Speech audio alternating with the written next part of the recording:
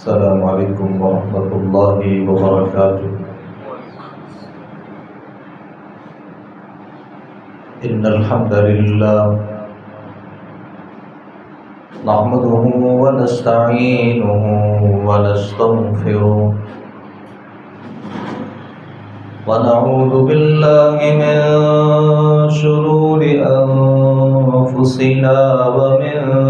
سيئات أعمالنا. من يهده الله فلا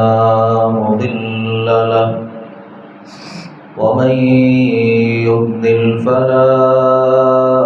هادي له. وأشهد أن لا إله إلا الله وحده لا شريك له. وأشهد أن محمدًا عبده ورسوله. يا أيها الذين آمنوا اتقوا الله حق تقاته ولا تموتن إلا وأنتم مسلمون. يا أيها الناس اتقوا ربكم الذي خلقكم من نفس واحدة وخلق منها زوجها وبث منهما رجالا كثيرا ونساء. واتقوا الله الذي تساءلون به والأرحام إن الله كان عليكم رقيبا. يا أيها الذين آمنوا اتقوا الله وقولوا قولا سديدا يصلح لكم أعمالكم ويغفر لكم ذنوبكم. ومن يطع الله ورسوله فقد فاز فوزا عظيما. أما بعد فإن أصدق الحديث كتاب الله وأحسن الهدي هدي محمد صلى الله عليه وسلم. وشر الأمور محدثاتها وكل محدثة بدعة وكل بدعة ضلالة وكل ضلالة في النار. أعوذ بالله السميع العليم من الشيطان الرجيم من همزه ونفخه ونفثه. بسم الله الرحمن الرحيم. لقد من الله على المؤمنين إذ بعث فيهم رسولا من أنفسهم يتلو عليهم آياته ويزكيهم ويعلمهم الكتاب والحكمة وإن كانوا من قبل لفي ضلال مبين. तमाम किस्म की तारीफ़ात तमजीदात अल्लाह रब्बुल आलमीन की ज़ात के लिए ख़ास हैं, जिस खालिक कायनात मालिक कायनात अहकमुल हाकिमीन रब्बुल आलमीन ने हमें इंसान पैदा फरमाया। दरूद व सलाम हो नबियों के इमाम पाकबाज़ों के सरदार नबी आखिर ज़मां जनाब मुहम्मदुर रसूलुल्लाह सल्लल्लाहु अलैहि व आलिहि वसल्लम की ज़ात गिरामी पर आज के खुतबा जुम्मतुल मुबारक में नबी अकरम सल्लल्लाहु अलैहि व आलिहि वसल्लम की ولادت کے حوالے سے میں کچھ باتیں آپ کے سامنے رکھوں گا۔ اس بات میں کوئی شبہ نہیں ہے، کوئی اختلاف نہیں ہے کہ نبی اکرم صلی اللہ علیہ وآلہ وسلم انسان تھے اور اللہ کی مخلوق میں سے تھے۔ جو انسان ہوتا ہے اللہ کی مخلوق ہوتا ہے، وہ پیدا ہوتا ہے۔ تو نبی اکرم صلی اللہ علیہ وسلم کی بھی ولادت ہوئی۔ ہمارے ہاں بہت سارے افراط و تفریط ہیں ولادت کے حوالے سے، اور نبی صلی اللہ علیہ وسلم کی ولادت پہ بہت سی ایسی اضافی باتیں ہیں جو کبھی بھی دین نہیں تھیں، جنہیں ہمیشہ سے دین تصور کیا گیا، اور بہت سے ایسے قصے اور بہت سی ایسی کہانیاں ہیں جنہیں نبی صلی اللہ علیہ وسلم کی ولادت باسعادت کے ساتھ جوڑا گیا۔ اور ستم یہ ہے کہ ہم نے وہ تمام قصے اور وہ تمام کہانیاں بھی علماء سے، واعظین سے اور گفتگو کرنے والوں سے سنی۔ میں کوشش کروں گا کہ آج کے خطبہ جمعۃ المبارک میں نبی صلی اللہ علیہ وسلم کی ولادت کے حوالے سے صرف وہ باتیں آپ کے سامنے رکھوں جو صحیح روایات سے ثابت ہیں اور مستند تاریخ کا حصہ ہے۔ نبی صلی اللہ علیہ وسلم جو ہیں وہ عام الفیل کو پیدا ہوئے۔ قیس بن مخرمہ رضی اللہ عنہ کہتے ہیں، میں اور نبی صلی اللہ علیہ وآلہ وسلم ہم دونوں ولدت انا ورسول اللہ صلی اللہ علیہ وسلم عام الفیل، میں اور نبی صلی اللہ علیہ وسلم عام الفیل کو پیدا ہوئے تھے۔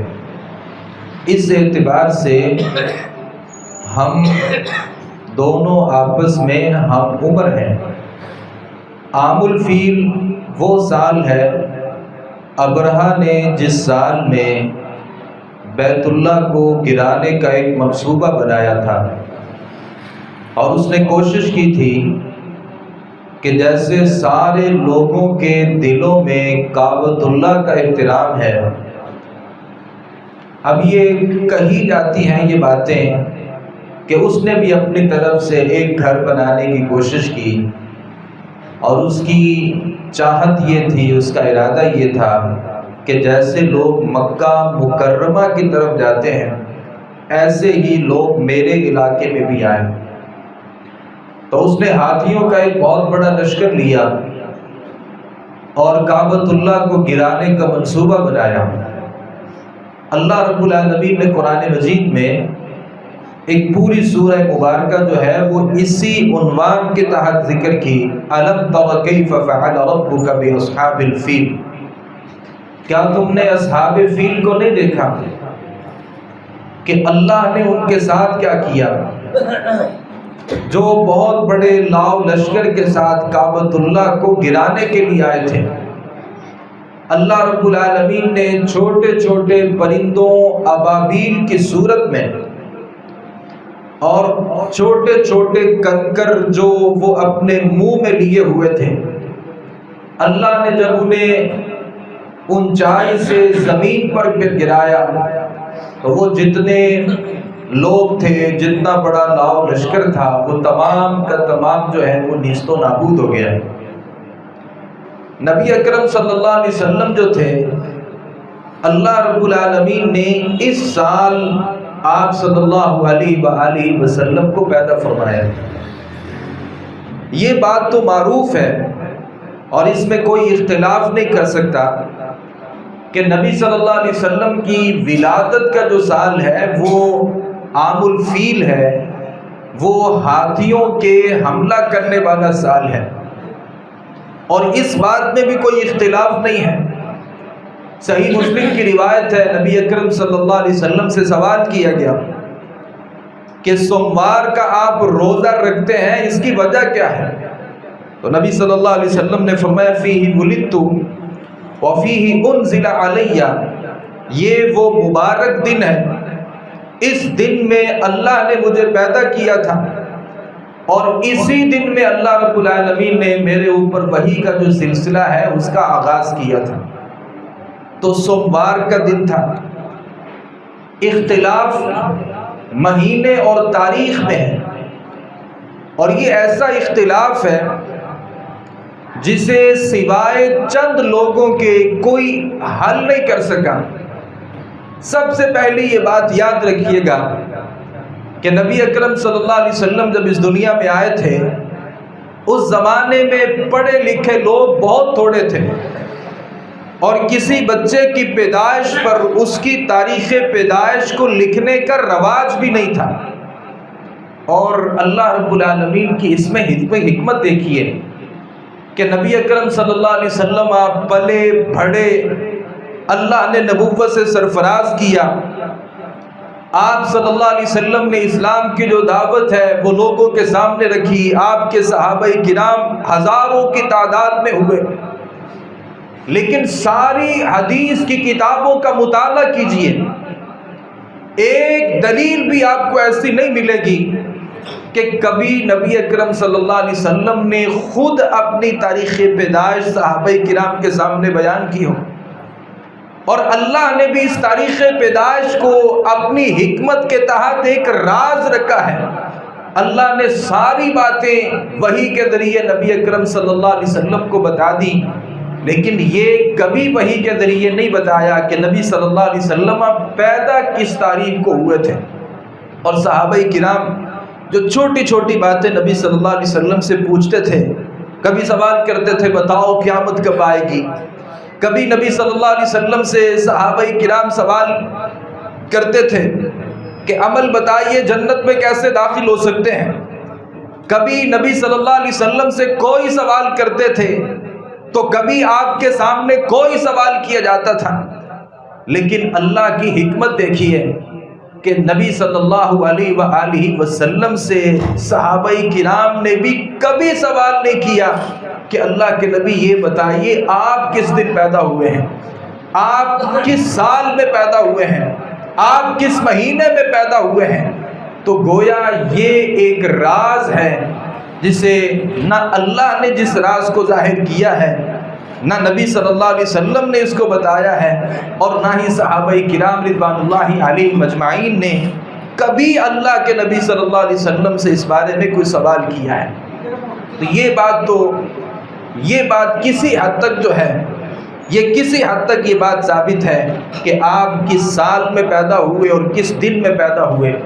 لہٰذا لوگوں نے اپنی طرف سے، علماء نے، مورخین نے، مفسرین نے، شارحین حدیث نے ان باتوں کو سامنے رکھ کر کے، اور خاص طور پہ ماہر فلکیات جو ہیں انہوں نے اپنے تجربات اور مشاہدات کو سامنے رکھ کر کے نبی اکرم صلی اللہ علیہ وسلم کے پیدا ہونے کا دن بھی ذکر کیا، آپ صلی اللہ علیہ وسلم کے پیدا ہونے کا مہینہ بھی ذکر کیا، آپ کس سال میں پیدا ہوئے تھے، وہ اگر عیسوی اعتبار سے دیکھا جائے تو وہ سال کون سا تھا۔ یہ ساری باتیں لوگوں نے اپنے اپنے مشاہدات کی صورت میں، اپنے اپنے تجربات کی صورت میں، یا اپنے اپنے علم کی صورت میں لوگوں نے ذکر کی۔ یہی وجہ ہے، آپ حیران ہوں گے کہ بعض لوگوں نے ذکر کیا اور بڑے بڑے نام ہیں، کچھ چھوٹے چھوٹے نام نہیں ہیں۔ کسی نے کہا نبی اکرم صلی اللہ علیہ وسلم رمضان کے مہینے میں پیدا ہوئے، اور یہ باتیں بھی کتابوں میں لکھی ہیں۔ کسی نے ذکر کیا اللہ کے نبی کی پیدائش کا جو مہینہ تھا وہ محرم کا مہینہ تھا، اور کسی نے ذکر کیا کہ اللہ کے نبی صلی اللہ علیہ وسلم سفر میں پیدا ہوئے، اور کسی نے ذکر کیا کہ اللہ کے نبی صلی اللہ علیہ وسلم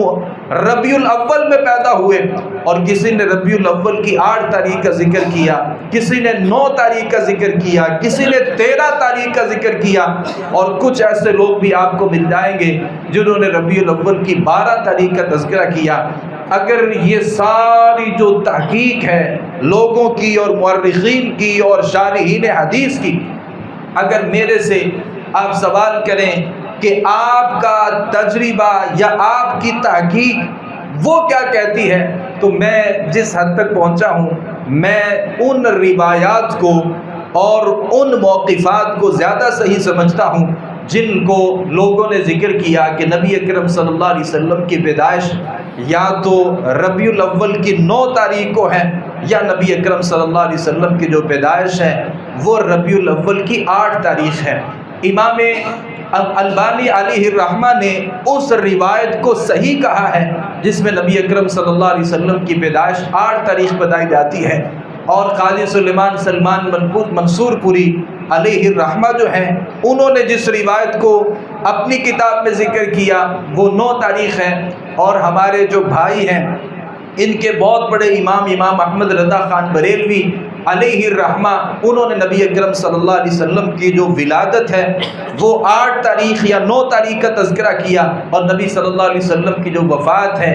وہ 12 ربیع الاول کا تذکرہ کیا۔ تو یہ بہت مختصر میں نے جو آپ کے سامنے بات رکھی، یہ صرف اس لیے ہے کہ کوئی آدمی حتمی طور پہ یہ کہے کہ اللہ کے نبی 12 ہی کو پیدا ہوئے تھے تو اس سے اختلاف بھی کیا جا سکتا ہے، اس کے اوپر اعتراض بھی کیا جا سکتا ہے، کیونکہ یہ مسئلہ محدثین کے درمیان اور ماہر فلکیات کے نزدیک اور اسی طریقے سے جو اس فن کو جاننے والے ہیں ان کے نزدیک بھی مختلف فی رہا ہے۔ مصر کا ایک بہت بڑا آدمی ہے جسے تحقیق کی دنیا میں، فلکیات کی تاریخ کی دنیا میں جسے بہت بڑا نام دیا جاتا ہے، جس کا نام ہے محمود پاشا۔ اس نے ایک کتاب لکھی فلکیات پہ، اور اس نے بڑی تحقیق کی اور بہت ساری لمبی چوڑی تحقیق، جس کا اختصار میں آپ کے سامنے رکھتا ہوں۔ اس نے اس بات کا تذکرہ کیا کہ نبی اکرم صلی اللہ علیہ وسلم کا بیٹا ابراہیم جو ہے، جب اس کی وفات ہوئی اسی دن سورج کو گرہن لگا تھا، اور یہ فلکیات والے جانتے ہیں کہ سورج کو گرہن کب لگتا ہے، اس کی تاریخیں، وہ سارا کچھ ان کے پاس ہوتا ہے۔ تو کہا کہ اس وقت نبی اکرم صلی اللہ علیہ وسلم کی جو عمر تھی نا وہ اتنے برس تھی، اور آپ صلی اللہ علیہ وسلم سے پہلے جو عام الفیل تھا وہ اس کی تاریخ یہ تھی، لہٰذا انہوں نے اپنے تجربے کی روشنی میں اس بات کو ذکر کیا ہے کہ وہ 20 اپریل تھا نبی صلی اللہ علیہ وسلم کی جب پیدائش ہوئی، 20 اپریل، اور 571 جو ہے عیسوی نبی اکرم صلی اللہ علیہ وسلم کی عیسوی اعتبار سے 20 ربیع الاول، 20 اپریل، اور کسی نے 22 اپریل کا تذکرہ کیا۔ البتہ قمری اعتبار سے نبی صلی اللہ علیہ وسلم کی جو پیدائش کا دن ہے وہ 8 ربیع الاول ہے یا 9 ربیع الاول ہے، اور نبی صلی اللہ علیہ وسلم کی جو وفات ہے، چونکہ آپ صلی اللہ علیہ وسلم جب پیدا ہوئے تھے کوئی بہت بڑے آدمی نہیں تھے، نہ آپ کے والد گرامی موجود تھے، نہ کوئی بہت بڑی ایسی صورت تھی، البتہ جب آپ کی وفات ہوئی آپ بہت بڑے آدمی تھے، اور ہزاروں نبی اکرم صلی اللہ علیہ وسلم کے صحابہ آپ کے لیے کٹ مرنے والے تھے، لہٰذا تاریخ پیدائش سے زیادہ لوگوں کو اگر کوئی چیز یاد ہے تو وہ نبی اکرم صلی اللہ علیہ وسلم کی وفات کا دن ہے۔ لہٰذا نبی اکرم صلی اللہ علیہ وسلم کی جو ولادت ہے اس میں بہت سارا اختلاف ہے، اور اس اختلاف میں جو راجح بات ہے 8 تاریخ کو یا 9 تاریخ کو نبی اکرم صلی اللہ علیہ وسلم کی ولادت ہوئی۔ آپ صلی اللہ علیہ وسلم کی جب ولادت ہوئی، لوگوں نے لکھا ہے کہ کچھ لوگوں نے کہا کہ آپ صلی اللہ علیہ وسلم کے جو والد گرامی تھے وہ وفات پا چکے تھے، بعض لوگوں نے کہا کہ نبی صلی اللہ علیہ وسلم کے جو والد گرامی تھے وہ بقید حیات تھے، اور آپ صلی اللہ علیہ وسلم ابھی دودھ پیتے بچے تھے، بعض لوگوں نے کہا کہ نبی صلی اللہ علیہ وسلم کے والد عبداللہ موجود تھے، اور جب ان کی وفات ہوئی تو آپ صلی اللہ علیہ وسلم محض 9 مہینوں کے تھے، کسی نے 28 مہینوں کا تذکرہ کیا، لیکن صحیح اور راجح بات یہ ہے کہ نبی اکرم صلی اللہ علیہ وسلم کی جب ولادت ہوئی تو آپ کے والد گرامی جو تھے وہ اس دنیا میں موجود نہیں تھے۔ اللہ ان حکمتوں کو بہتر جانتا ہے۔ علماء نے جس حکمت کا تذکرہ کیا، الم یجد کا یتیما فآوا، نبی صلی اللہ علیہ وسلم یتیم تھے، اور اللہ نے یتیمی میں ان کی جو پرورش ہے، کوئی آدمی اعتراض کر سکتا تھا، نبی صلی اللہ علیہ وسلم نے جب اعلان نبوت کرنا تھا اور آپ نے لوگوں کو حکمت بھری باتیں بتانی تھی، تو لوگ کہہ سکتے تھے کہ یہ جو نبی ہے نا اصل اس کا باپ اچھا تھا، باپ نے بیٹے کی تربیت اچھی کی ہے، کوئی کہہ سکتا تھا کہ یہ بچہ جو ہے نا اس کا دادا اچھا تھا اور دادا نے اچھی تربیت کی ہے، کوئی کہہ سکتا تھا کہ اس کے چاچا اچھا تھے،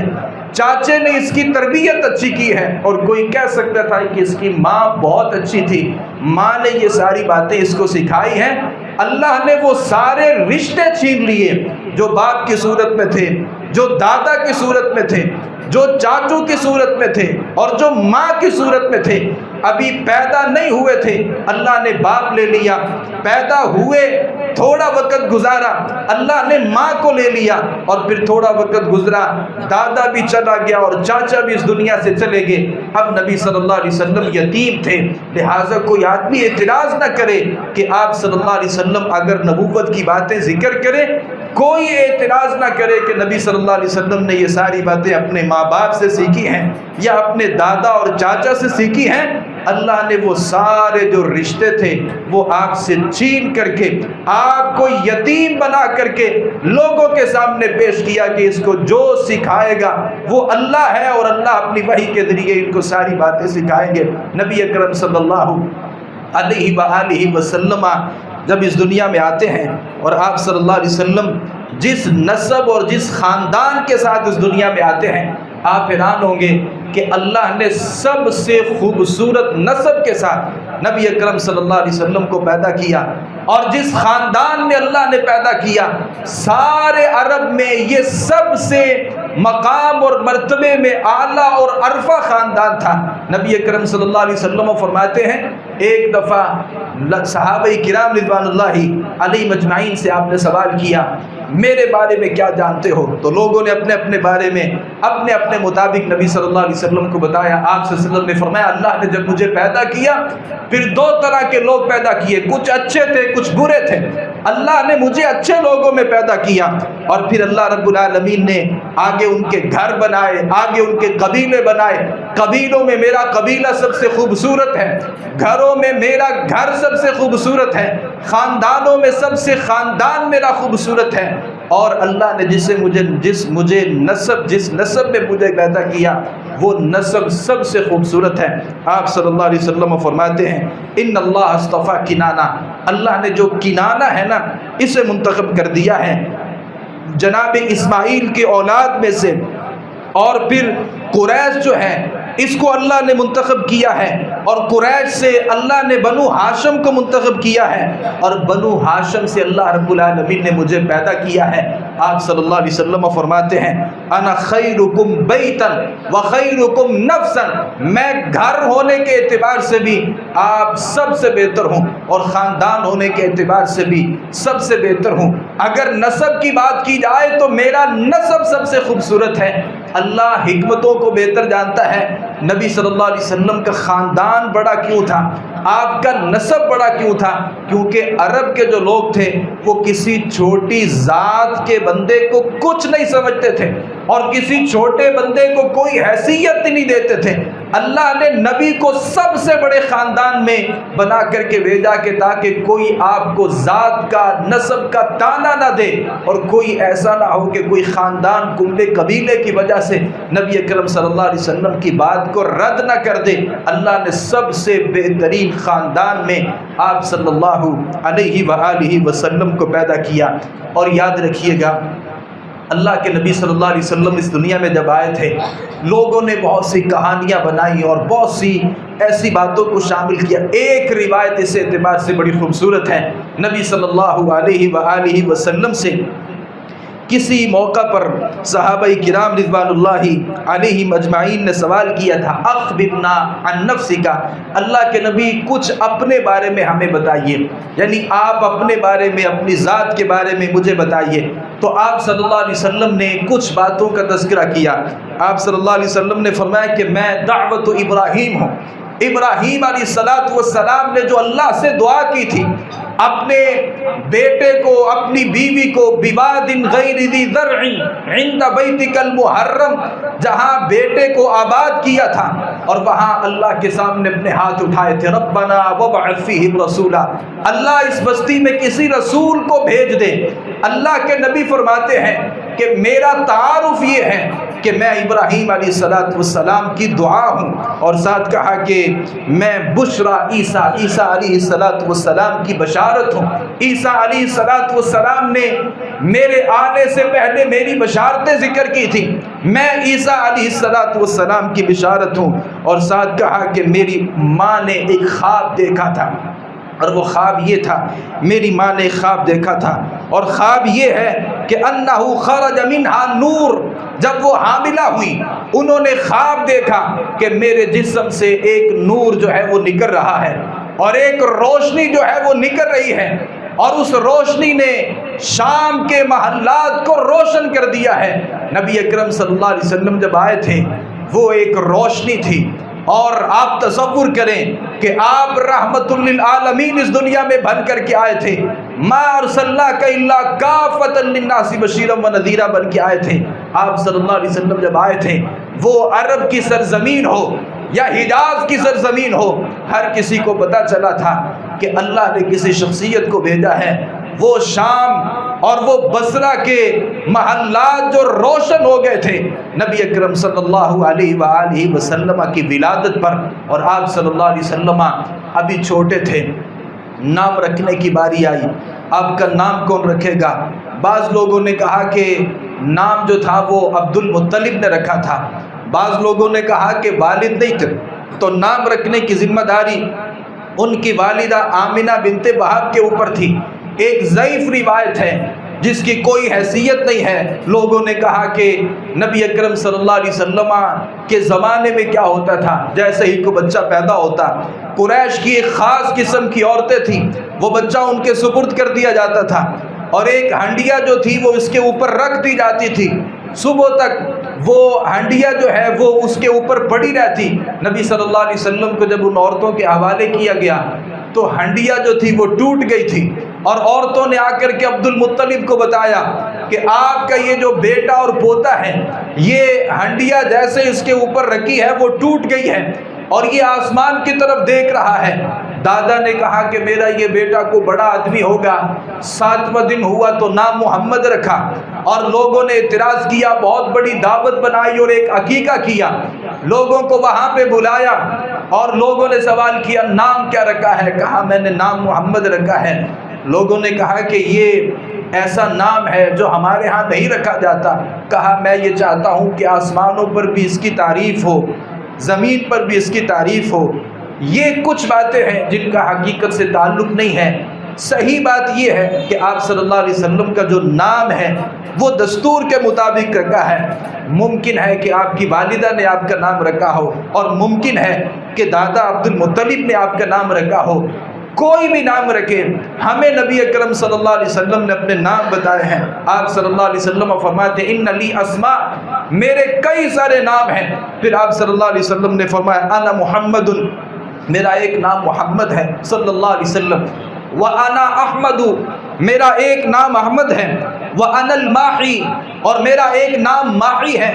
الذی یمحو اللہ بالکفر، اللہ میرے ذریعے کفر کو مٹا دے گا اور کفر کا خاتمہ کرے گا میرے ذریعے۔ نبی صلی اللہ علیہ وسلم فرماتے انا الحاشر، ایک میرا نام حاشر ہے، الذی یحشر الناس علی قدمی، قیامت کا دن ہوگا، سارے لوگ میرے قدموں کے پاس آ کر کے کھڑے ہوں گے اور جمع ہو جائیں گے اور کہیں گے اللہ رب العالمین سے سفارش کیجئے۔ اس اعتبار سے میرا نام حاشر بھی ہے۔ وَأَنَا الْعَاقِبُ، نبی صلی اللہ علیہ وسلم فرماتے میرا ایک نام عاقب ہے، میرے بعد کوئی نبی نہیں آئے گا۔ یہ نبی صلی اللہ علیہ وسلم نے اپنے نام ذکر کیے ہیں۔ ایک روایت کے مطابق، صحیح مسلم کی روایت کے مطابق، نبی صلی اللہ علیہ وسلم نے اپنا نام نبی التوبہ بھی بیان کیا ہے۔ ایک آپ کا نام نبی الرحمہ بھی ہے، نبی الملاحم بھی آپ صلی اللہ علیہ وسلم کا نام ہے۔ یہاں میں یہ بات بھی آپ کو بتاتا چلوں کہ لوگوں نے نبی کو اللہ کے برابر بنانے میں کوئی کسر نہیں چھوڑی، لوگوں نے غلو کیا۔ ہماری مسجدوں میں جو قرآن رکھے جاتے ہیں، ایک طرف نبی اللہ کے 99 نام ہوتے ہیں اور دوسری طرف نبی صلی اللہ علیہ وسلم کے بھی 99 نام بنانے کی کوشش کی جاتی ہے، حالانکہ وہ نبی صلی اللہ علیہ وسلم کے نام نہیں ہیں۔ ہم اپنی طرف سے نبی صلی اللہ علیہ وسلم کو نام نہیں دے سکتے. کچھ آپ کے نام ہیں، کچھ آپ کی صفات ہیں. قرآن مجید نے نبی اکرم صلی اللہ علیہ وسلم کو مبشر بھی کہا ہے، نذیر بھی کہا ہے. یہ نبی صلی اللہ علیہ وسلم کے نام نہیں ہیں، یہ آپ کی صفات ہیں. جو صفات ہیں وہ الگ طور پہ مانی جائیں گی، جو آپ کے نام ہیں وہ الگ طور پہ یاد رکھے جائیں گے. نبی اللہ کے برابر نہیں ہے، نبی کے نام بھی اللہ کے برابر نہیں ہیں، اور اللہ کے تو اتنے نام ہیں ہم کبھی سوچ بھی نہیں سکتے. نبی صلی اللہ علیہ وسلم نے فرمایا تھا قیامت کا دن ہوگا، میں اللہ کی جب حمد اور تعریف کر رہا ہوں گا، کچھ نام اللہ مجھے تب بتائیں گے جنہیں میں آج نہیں جانتا. تو اللہ کے تو اتنے سارے نام ہیں کہ نبی بھی اس دنیا میں ان کو نہیں جان سکا تھا. تو نبی اکرم صلی اللہ علیہ وسلم کے جو نام ہیں وہ محدود ہیں اور وہ خاص ہیں. اپنی طرف سے نبی صلی اللہ علیہ وسلم کا نام ہم نہیں رکھ سکتے. نبی صلی اللہ علیہ وسلم نے جب کہ اپنے نام خود بیان کیے ہیں، تو اپنی طرف سے نبی صلی اللہ علیہ وسلم کو کوئی نام نہیں دیا جا سکتا. آپ صلی اللہ علیہ وسلم نے اپنے سارے ناموں کو بیان کیا ہے اور وہ سارے نام اپنی جگہ پہ برحق ہیں. آپ صلی اللہ علیہ وسلم جب پیدا ہوئے تو نبی صلی اللہ علیہ وسلم کا عقیقہ جو ہے،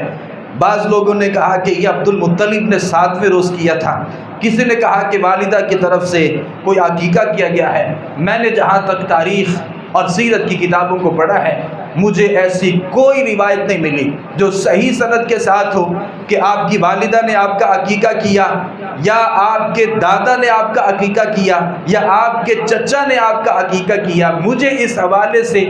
کوئی بھی صحیح سند کے ساتھ روایت نہیں ملی. البتہ ضعیف سند کے ساتھ جو کچھ روایات ہیں ان میں یہ آتا ہے کہ نبی صلی اللہ علیہ وسلم نے نبوت کے بعد اپنا خود سے عقیقہ کیا تھا. تو وہ روایات بھی ایسی نہیں ہے کہ ہم انہیں صحیح کہہ سکتے ہیں. تو آپ صلی اللہ علیہ وسلم کا عقیقہ ہوا تھا یا نہیں ہوا تھا، کرنے والا کون تھا، ان باتوں کو اللہ بہتر جانتا ہے. ہمارے پاس اس بارے میں کوئی درست اور صحیح علم نہیں ہے. نبی صلی اللہ علیہ وسلم کا جو ختنہ ہے، ظاہر ہے بچہ جب پیدا ہوتا ہے پھر اس کا ختنہ کیا جاتا ہے، اور یہ جیسے ہمارے ہاں معروف ہے، یہ صرف رواج نہیں ہے بلکہ یہ دین ہے.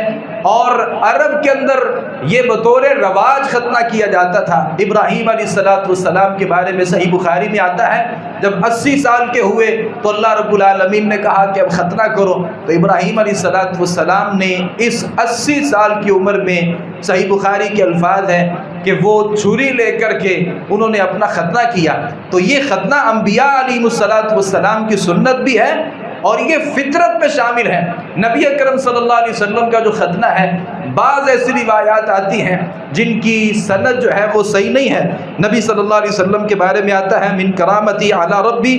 انی ولدت مختونا، میری کرامت یہ ہے کہ جب میں پیدا ہوا تھا تو میرا پہلے سے ختنہ ہوا پڑا تھا. بعض لوگوں کا یہ موقف بھی ہے اور اس موضوع پر بعض کتابیں بھی موجود ہیں کہ کچھ لوگوں نے لکھا کہ نبی صلی اللہ علیہ وسلم پیدا ہی مختون ہوئے تھے، یعنی آپ کو ختنہ کروانے کی ضرورت نہیں پیش آئی. اور بعض لوگوں نے کہا کہ وہ چونکہ ساری روایات ضعیف ہیں تو آپ صلی اللہ علیہ وسلم کا جو ختنہ ہے وہ بعد میں کیا گیا. چونکہ دونوں طرف روایات ایسی نہیں ہے جو صحت کے درجے تک پہنچ جا سکے. البتہ امام ابن القیم رحمۃ اللہ علیہ نے 3 باتوں کا تذکرہ اپنی ذات المعاد میں کیا ہے. سب سے پہلی بات یہ، آپ پیدا ہی ختنہ ہوا تھا تو آپ پیدا ہوئے. دوسری بات یہ ہے، وہ شق صدر کا ایک واقعہ ہے کہ نبی صلی اللہ علیہ وسلم جب 4 سال کی عمر کو پہنچے تھے اور وہ قبیلہ بنو سعد میں موجود تھے، تو جبرائیل علیہ السلام آپ صلی اللہ علیہ وسلم کے پاس آئے تھے. اس موقع پر آپ کا ختنہ کیا گیا تھا. بعض نے کہا کہ وہ 7ویں روز عبد المطلب نے کیا تھا. تو اس حوالے سے کوئی بھی صحیح روایت جو ہے وہ آج تک نہیں مل سکی جس کے بارے میں ہم کوئی حتمی موقف بنا سکیں. البتہ عرب کی یہ باتیں میں نے پڑھی ہیں اور یہ باتیں صحیح سند کے ساتھ ثابت ہیں کہ عرب ختنے کو فخریہ طور پر پیش کرتے تھے اور اسے اپنے لیے فخر سمجھتے تھے. لہٰذا ایسا نہیں ہو سکتا کہ نبی اکرم صلی اللہ علیہ وسلم اس علاقے میں پیدا ہوئے ہوں اور اس رواج کے مطابق آپ صلی اللہ علیہ وسلم کا جو ختنہ ہے وہ نہ کیا گیا ہو. ایسی باتیں میرے علم میں نہیں ہیں. صحیح ایک ہے کہ ہوا ہے، البتہ اس حوالے سے کسی قسم کی روایت کے اوپر کسی قسم کا اعتراض نہیں کیا جا سکتا. آپ صلی اللہ علیہ وسلم کی ولادت باسعادت میں رضاعت کا ایک مسئلہ ہے کہ آپ صلی اللہ علیہ وسلم کا جو دودھ ہے وہ آپ نے دودھ کس سے پیا؟ ویسے تو نبی صلی اللہ علیہ وسلم نے سب سے پہلے جو دودھ ہے وہ اپنی والدہ کا پیا، اور اس حوالے سے بعض لوگوں نے یہ سمجھا، ہم میں سے ہر کوئی اس بات کو سمجھتا ہے کہ آپ صلی اللہ علیہ وسلم نے جو دودھ ہے نا وہ ہادیہ حلیمہ بنت ابی ذؤیب سعدیہ نے نبی صلی اللہ علیہ وسلم کو دودھ پلایا تھا، حلیمہ سعدیہ جسے کہہ دیا جاتا ہے۔ میں نے جہاں تک اس حوالے سے پڑھا اور تحقیق کی اور میں نے اس موضوع پر لکھا بھی ہے، کوئی بھی ایسی صحیح سند کے ساتھ مجھے روایت نہیں مل سکی جس میں یہ ثابت ہو سکے کہ نبی اکرم صلی اللہ علیہ وسلم کی جو رضاعی والدہ ہیں وہ حلیمہ سعدیہ ہیں۔ اس حوالے سے کوئی بھی صحیح روایت نہیں ہے، اور آپ حیران ہوں گے کہ اس روایت کو بیان کرنے والے تمام مورخین میں صرف مورخ ابن اسحاق ہے، صرف اس نے اس بات کو ذکر کیا، اور سیرہ ابن ہشام کے 2 محققین نے اور امام البانی علیہ رحمہ نے اس روایت کو بھی ضعیف کہا، لہٰذا یہ بات ثابت نہیں ہو سکی کہ انہوں نے ہی نبی اکرم صلی اللہ علیہ وسلم کو دودھ پلایا۔ اور آپ نے بہت سے لوگوں سے یہ باتیں بھی سنی ہوں گی کہ وہ حلیمہ سعدیہ تھی، نبی صلی اللہ علیہ وسلم کو وہ جب مکہ مکرمہ میں آئی تھی اس کی سواری لاغر تھی، اور کوئی نبی صلی اللہ علیہ وسلم کو لینے کے لیے تیار نہیں تھا کیونکہ یتیم تھا۔ لوگ یہ سمجھتے تھے کہ باپ نہیں ہے، ماں بھی نہیں ہے، تو کون اس کو ماں موجود ہے، باپ نہیں ہے، تو اس کے پیسے کون دے گا؟ لہذا کوئی عورت دینے کے لیے تیار نہیں تھی۔ بالآخر حلیمہ سعدیہ نے نبی اکرم صلی اللہ علیہ وسلم کو لے لیا، پھر اپنی گھوڑی اپنی گدی کے بارے میں الفاظ ہیں کہ اس کے اوپر بٹھایا، جو لاغر تھی، جو چل نہیں سکتی تھی، بکری دودھ نہیں دے سکتی تھی، خود بھی ان کے اندر دودھ والی صورت موجود نہیں تھی، جیسے اللہ کے نبی صلی اللہ علیہ وسلم ان کے گود میں دے دیے گئے، وہ ان کی سواری نے بھی بھاگنا شروع کر دیا اور ان کی بکری نے دودھ بھی دینا شروع کر دیا، اور جو قحط سالی کا ایک سما تھا وہ خوشحالی میں تبدیل ہو گیا، ساری سواریوں کو پیچھے چھوڑ دیا، ان کی سواری سب سے آگے تھی۔ یہ ساری وہ باتیں ہیں جن کا حقیقت کے ساتھ دور دور کا بھی کوئی تعلق نہیں ہے، اور اس حوالے سے کوئی روایت صحیح نہیں ہے۔ البتہ صحیح مسلم کی ایک روایت کے مطابق یہ بات ثابت ہے کہ نبی اکرم صلی اللہ علیہ وسلم کو دودھ جو ہے وہ بنو سعد کی ایک خاتون نے پلایا تھا، لیکن اس کا نام کیا تھا اس حوالے سے کوئی بات بھی صحیح سند کے ساتھ ثابت نہیں ہے۔ امام دارقطنی رحمۃ اللہ علیہ نے اپنی کتاب میں ان 10 خواتین کا تذکرہ کیا ہے جنہوں نے نبی اکرم صلی اللہ علیہ وسلم کو دودھ پلایا۔ آپ صلی اللہ علیہ وسلم کو آپ کی والدہ نے بھی دودھ پلایا تھا، اور آپ صلی اللہ علیہ وسلم کو ام ایمن نے بھی دودھ پلایا تھا۔ نبی اکرم صلی اللہ علیہ وسلم کو ابو طالب کی جو لونڈی صوبیہ ہے اس نے بھی دودھ پلایا تھا۔ تو یہ تقریباً 10 خواتین بنتی ہیں جنہوں نے نبی اکرم صلی اللہ علیہ وآلہ وسلم کو دودھ پلایا تھا، اور آپ صلی اللہ علیہ وسلم بنو سعد قبیلے ہی میں موجود تھے، 4 برس کے ہوئے تھے، تو وہ ایک شق صدر کا معاملہ ہوا تھا، بچوں کے ساتھ کھیل رہے تھے۔ صحیح بخاری میں اس بات کی تفصیل ہے، صحیح مسلم میں اس بات کی تفصیل موجود ہے، اور امام ابن کثیر رحمۃ اللہ علیہ نے البدایہ والنہایہ میں ان باتوں کا تذکرہ کیا ہے کہ نبی صلی اللہ علیہ وسلم بچوں کے ساتھ کھیل رہے تھے، 2 فرشتے آتے ہیں اور آ کر کے نبی صلی اللہ علیہ وسلم کو لٹا دیتے ہیں، اور آپ صلی اللہ علیہ وسلم کے سینے کو چیرا جاتا ہے اور اندر سے دل نکالا جاتا ہے، اور ایک سیاہ رنگ کا لوتھڑا جو ہے اسے نکال کر کے پھینک دیا جاتا ہے۔ پھر سونے کا ایک تھال تھا جس میں نبی اکرم صلی اللہ علیہ وسلم کا جو دل مبارک ہے اسے رکھا جاتا ہے، آب زمزم کے ساتھ اسے دھویا جاتا ہے، اور نبی اکرم صلی اللہ علیہ وسلم کے اس سینہ مبارک کو پھر بند کر دیا جاتا ہے۔ البدایہ والنہایہ کے مطابق 2 فرشتے تھے، ایک فرشتے نے کہا ترازو لگاؤ، اور اس میں اللہ کے نبی کو رکھا گیا، اور 1000 امت کے لوگوں کو دوسرے پلڑے میں رکھا۔ نبی اکرم صلی اللہ علیہ وسلم فرماتے ہیں کہ وہ 1000 جو لوگ تھے وہ ہلکے پڑ گئے اور میں بھاری تھا، ان کا جو ترازو تھا وہ اتنا اونچا چلا گیا، مجھے ایسے لگنے لگا کہ وہ ابھی لوگ میرے اوپر گر جائیں گے۔ اور فرشتے نے کہا کہ اگر ایک پلڑے میں نبی صلی اللہ علیہ وسلم کو رکھا جائے اور ایک پلڑے میں ساری امت کو رکھا جائے، اللہ نے جو وزن نبی اکرم صلی اللہ علیہ وسلم کو دیا، ظاہری حیثیت میں نہیں بلکہ معنوی حیثیت میں نبی اکرم صلی اللہ علیہ وسلم ساری امت سے بھاری تھے، اور بچوں نے جب اس معاملے کو اپنی آنکھوں سے دیکھا، بھاگے ہوئے آئے نبی اکرم صلی اللہ علیہ وسلم کی رضائی والدہ کے پاس اور آ کر کے کہا کہ محمد کو قتل کر دیا گیا ہے، اور اتنے میں نبی اکرم صلی اللہ علیہ وسلم جو تھے وہ بھی اپنی رضائی والدہ کے پاس آتے ہیں، فوراً وہ اپنی سواری نکالتی ہے اور حقیقی والدہ آمنہ بنت وہب کے پاس جاتی ہے کہ آپ کا جو بیٹا ہے وہ بڑا ہو چکا ہے،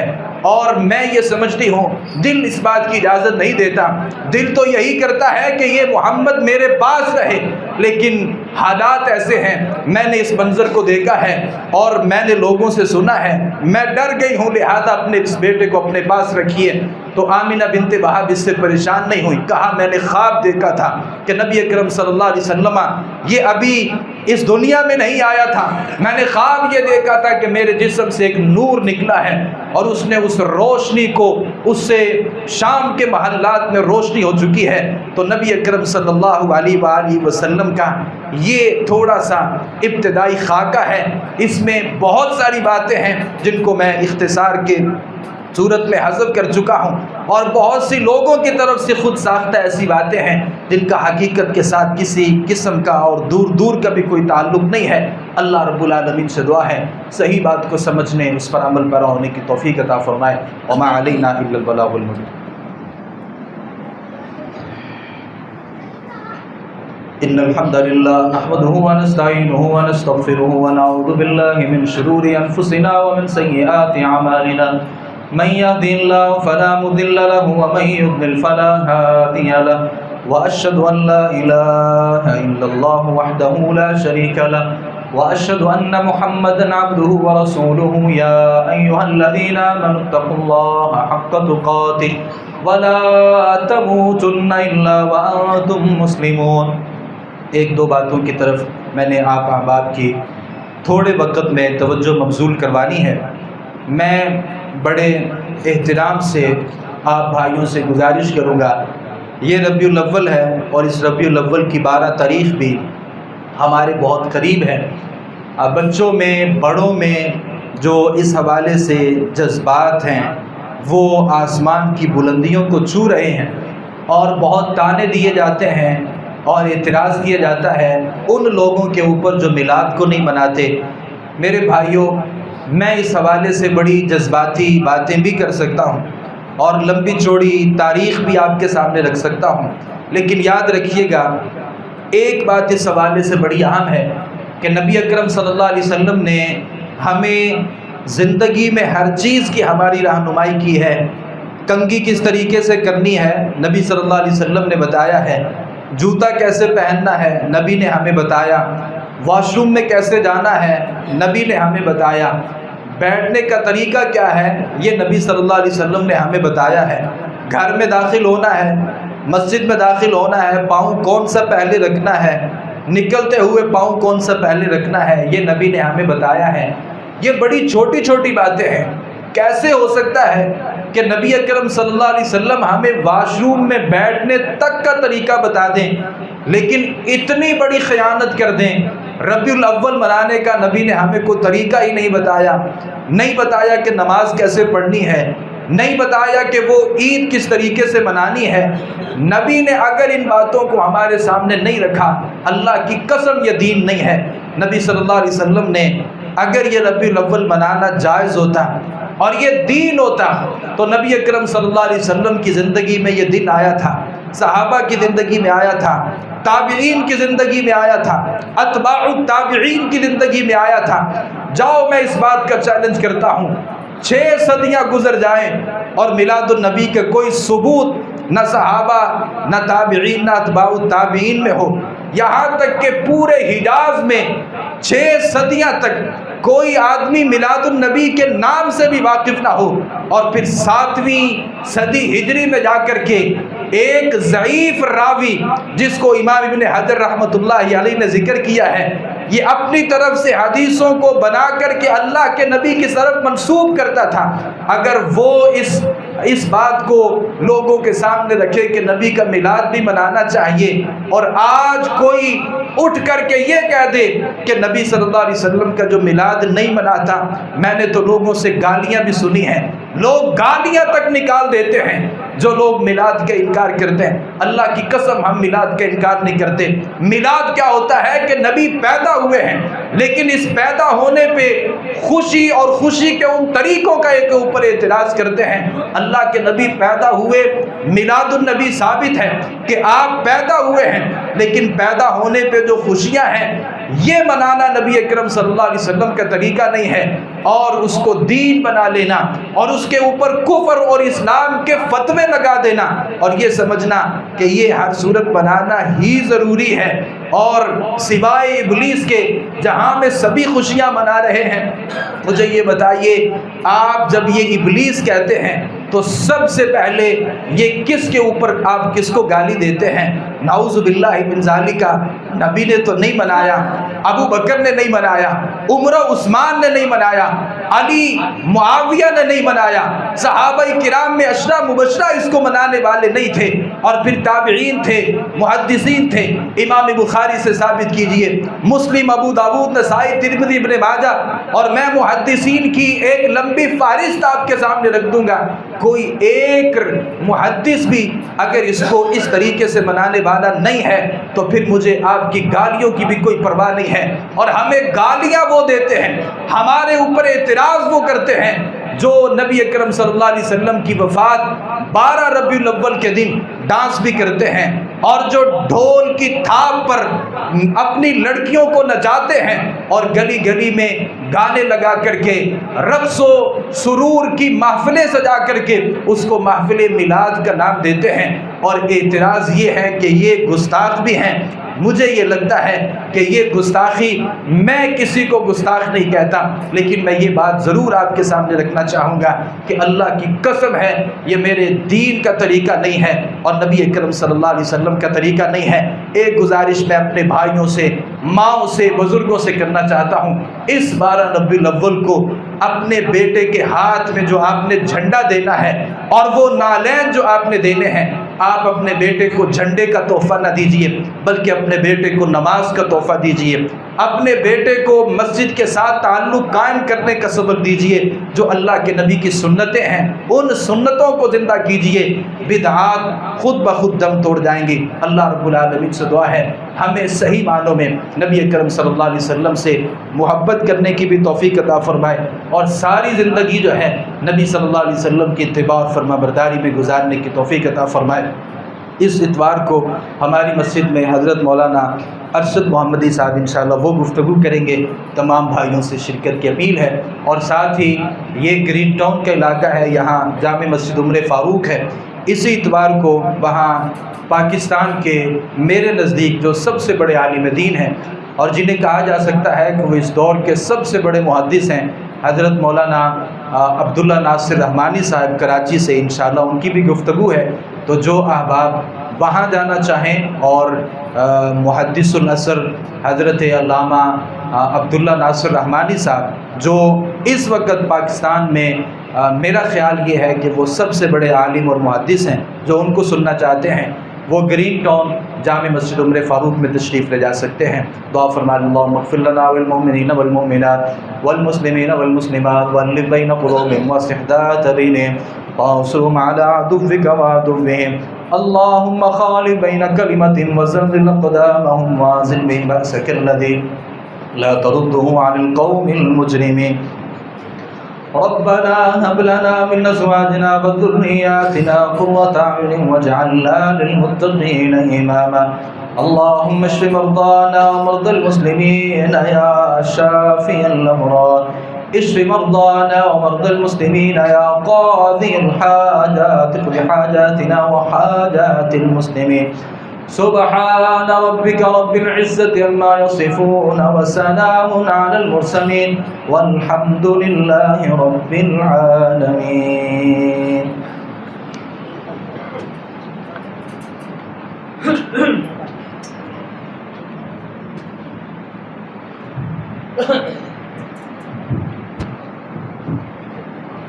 اللہ अल्लाहु अकबर अल्लाहु अकबर।